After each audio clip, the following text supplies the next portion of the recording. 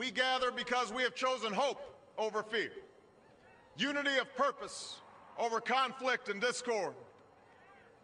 On this day, we come to proclaim an end to the petty grievances and false promises, the recriminations and worn-out dogmas that for far too long have strangled our politics. We remain a young nation, but in the words of Scripture, the time has come to set aside childish things. The time has come to reaffirm our enduring spirit, to choose our better history, to carry forward that precious gift, that noble idea passed on from generation to generation, the God-given promise that all are equal, all are free, and all deserve a chance to pursue their full measure of happiness.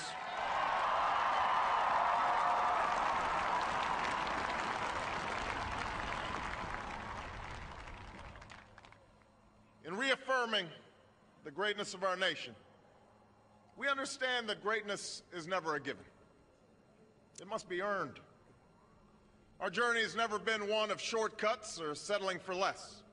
It has not been the path for the faint-hearted, for those who prefer leisure over work or seek only the pleasures of riches and fame.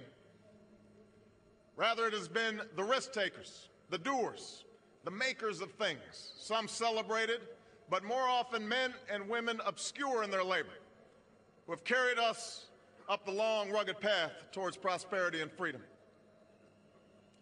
For us, they packed up their few worldly possessions and traveled across oceans in search of a new life. For us, they toiled in sweatshops and settled the West, endured the lash of the whip, and plowed the hard earth. For us, they fought and died in places like Concord and Gettysburg, Normandy, and Quai San. Time and again, these men and women struggled and sacrificed and worked till their hands were raw so that we might live a better life. They saw America as bigger than the sum of our individual ambitions, greater than all the differences of birth or wealth or faction. This is the journey we continue today. We remain the most prosperous, powerful nation on earth. Our workers are no less productive than when this crisis began.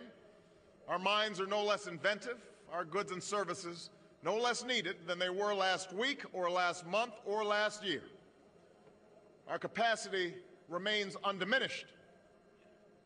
But our time of standing pat, of protecting narrow interests and putting off unpleasant decisions, that time has surely passed. Starting today, we must pick ourselves up, dust ourselves off, and begin again the work of remaking America.